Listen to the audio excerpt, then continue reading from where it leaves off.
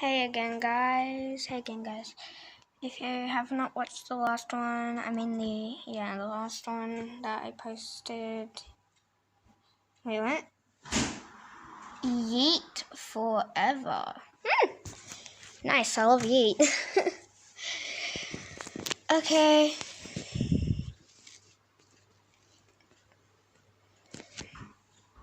Okay, guys, let's do this. And bad comments on her posts and exposed her flaws. Seeing her page suffer made me more obsessed with mine. I used to get furious whenever someone writes bad or mean comments on my post and immediately check Kelly's page to see if that person is one of her fans. I used to wake up twice each night to check my page. I spent hours fixing and perfecting each post before I upload it and trying to guess what people might criticize it for. I dedicated my whole life to my page and went insane like a wild animal if something went wrong. I was worried all the time and became obsessed with buying new products, having plastic surgeries, and focusing on my physical appearance. I spent a fortune on those things, and I just couldn't stop. And the day I reached more followers than Kelly, I went to her room looking at her grinning and saying, "Well, sweetie, don't be sad. It's my time to shine." But what bothered me is the way she looked at me, smiling and saying, "Good luck, honey. You know everything has consequences." I got irritated, slammed the door, and went to my room.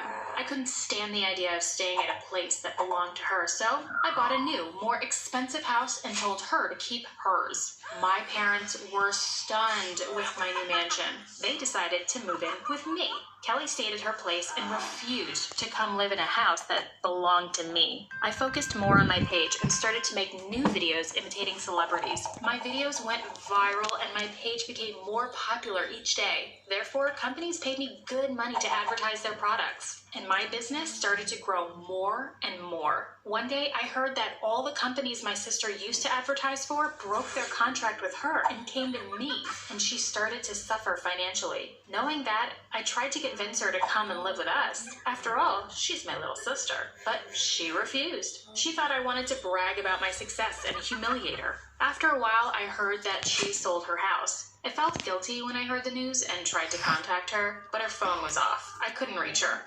I sent her a couple of messages on her Instagram page, but she did not reply as well. One day, I woke up to a disaster. There were fake accounts attacking my page. It was full of mean and humiliating comments. I saw awful videos that were sent in private as well, threatening and accusing me of ruining my sister's life. I went insane when I saw that happen, and I started breaking things. I was shocked and afraid at the same time. At first, I thought it's Kelly trying to get revenge on me. Yet, after a while, I was convinced that this was not her. Plus, I haven't heard from her in a while, neither did my parents. I started to believe that something had happened to her and she went missing. My parents and her close friends tried to contact her, but no one knew where she'd been. Therefore... You wash loads. Don't worry. Do you ever wash your washing machine? Every load Oh, leaves this is what behind Nana wants. What's that smell? PinoClean washing machine cleaner removes 99.9% of germs, leaving it clean and fresh for longer. It's not clean unless it's PinoClean. Or, my parents and I decided to report her as missing to the police, and they launched an investigation. Weeks passed, yet they found nothing. The only thing we know is that she sold her house, paid her debt, and disappeared. I felt horrible for days. I kept on imagining the worst. Though my sister and I weren't that close lately, and we almost hated each other, I used to cry every single day since her disappearance. The feelings of hatred we had were just temporary, something you feel when you get irritated by someone you love. I kept on thinking about her every day, and finally realized that I should tell everyone about what I have done. Though I knew there would be tough consequences, and I remembered when she warned me about it, I didn't care. All I cared about was her returning home safely. So I gathered my strength and did the unimaginable. I posted a video on my page in which I confessed what I had done to my sister. I spoke about my obsession with my page and all the fake accounts and mean campaigns I launched against my sister. I expressed how guilty and disgraced I feel in that video. I apologized to my sister and asked my followers to help me find her. I explained that she disappeared after what happened and I want her back. Once the video was published, it rated the top. It had tons of views, yet rough consequences, as I expected. Many people unfollowed me, wrote mean comments, and misjudged me. Some even invented and wrote bad stories and rumors about me. I felt broken.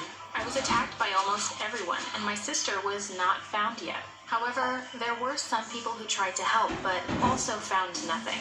I started to lose hope.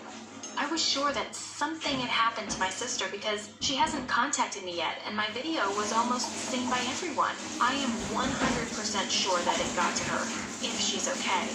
Months passed, and there was no sign of my sister. One day, while I was scrolling through the messages, I noticed something weird.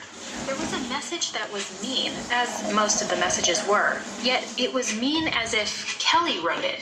And what made me more suspicious is that the sender called me Potato Head. I had goosebumps when I read it. And so I had my own investigation. I called my genius hacker and hacked the sender's page. And what I found made me go insane.